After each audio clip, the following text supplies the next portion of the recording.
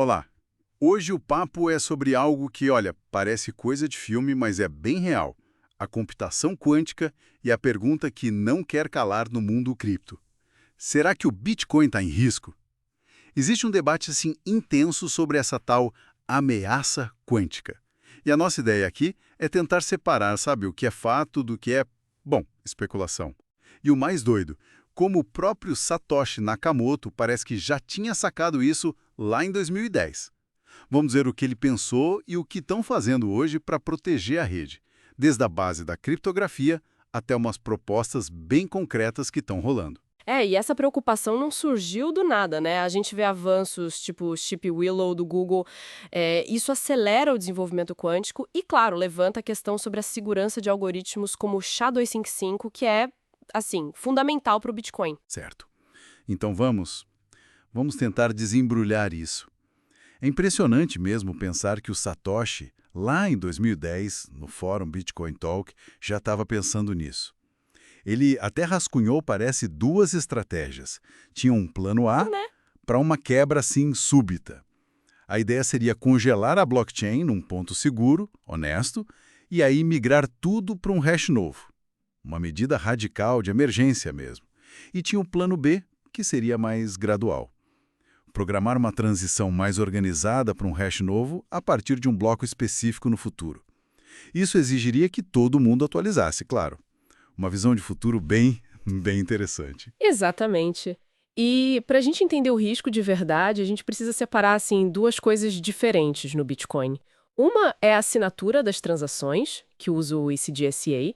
É como você prova que aqueles bitcoins são os seus, né? Certo, assinatura digital. Isso. A outra frente é a mineração, o tal do Proof of Work, que usa o SHA-256 para criar e validar os blocos. São alvos diferentes para um ataque quântico. Entendi. E qual deles é mais vulnerável, então? Bom, o ECDSA das assinaturas, ele é vulnerável a um algoritmo quântico famoso, o algoritmo de Shor. As estimativas variam, mas falam em algo como 1 milhão de qubits estáveis para conseguir quebrar. Qubits são tipo os bits dos computadores quânticos, só que muito mais poderosos. Hum, 1 milhão de qubits estáveis. Isso ainda soa como algo para daqui a um bom tempo, né? Pelo menos na prática. Mas e o SHA-256, o da mineração? O que o pessoal fala sobre ele? Ah, esse é vulnerável a outro algoritmo, o de Grover. E aí? Bom, aí a história fica bem interessante, porque os cálculos indicam que mesmo usando o Grover, levaria tipo 317 bilhões de anos para quebrar o SHA-256 usado na mineração. Espera aí, você disse bilhões? 317 bilhões de anos. Bilhões! Isso é, tipo, 23 vezes a idade que a gente estima por universo. Caramba! Então, assim, a mineração em si, ela está basicamente segura contra ataque quântico para sempre, praticamente. Parece que aquele pânico todo sobre mineração quântica talvez seja um pouco exagerado por agora. Para mineração especificamente usando o SH256, a ameaça parece muito, muito distante mesmo. Mas tem analistas como o Charles Edwards que alertam que a ameaça quântica geral pode sim se tornar relevante num horizonte de, sei lá, 5 a 10 anos. Mesmo não sendo pela mineração direta? Sim, e uma eventual transição para algoritmos pós-quânticos, aqueles resistentes à computação quântica. Isso não seria simples, tá? Poderia levar um ano, talvez mais, só para a rede toda a adotar. Ok, faz sentido. Mas se a mineração está segura por eras geológicas, onde é que está o perigo mais imediato, digamos assim, que tanto falam? O ponto fraco, o calcanhar de Aquiles, está nas carteiras antigas. Especificamente as que usam um formato chamado P2PK, Pay to Public Key. P2PK? Pay to Public Key. O que isso significa na prática? Nesse formato antigo, a chave pública, que é tipo o endereço da sua conta para onde mandam o dinheiro, ela ficava exposta, gravada direto na blockchain para todo mundo ver. Ah, entendi. E qual o problema disso com computadores quânticos? O problema é que um computador quântico potente, usando aquele algoritmo de Shor que mencionei, poderia pegar essa chave pública exposta e, pimba, calcular a chave privada correspondente. A chave privada é a senha que te dá acesso aos fundos. Nossa! E isso afeta muita gente? Muitas moedas? Olha, Potencialmente sim. As estimativas sugerem que cerca de 1 milhão de bitcoins, aqueles minerados lá no início, talvez pelo próprio Satoshi, estariam nesse formato P2PK. 1 milhão de BTC? Uau! E tem mais, um estudo da Deloitte apontou que talvez uns 25% de todos os bitcoins que existem hoje estejam em endereços considerados vulneráveis, por terem a chave pública exposta em algum momento.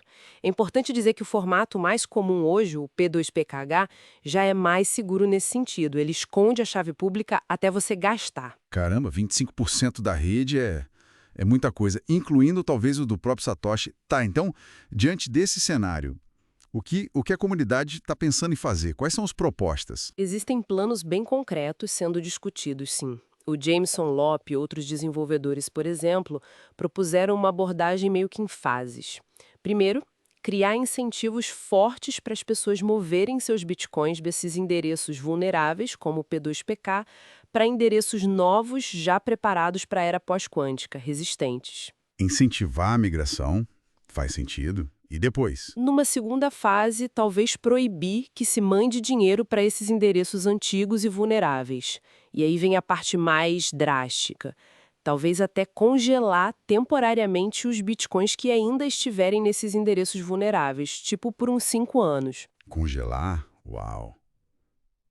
Pra quê? Para evitar um roubo em massa, né? Se a ameaça quântica se tornar real de repente, isso protegeria esses fundos.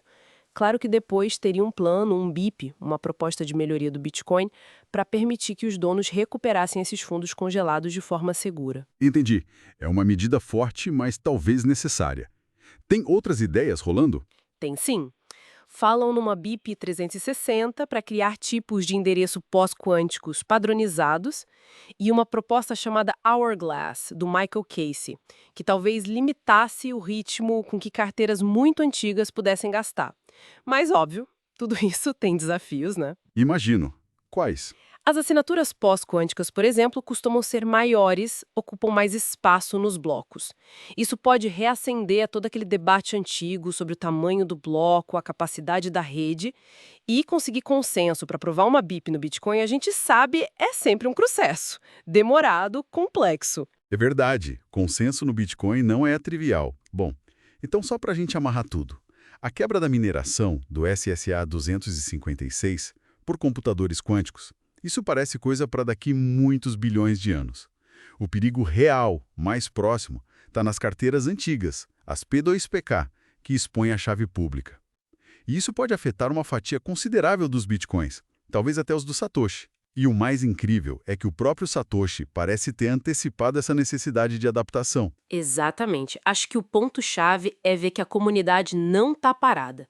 Está ciente, está ativa, buscando soluções, sendo proativa.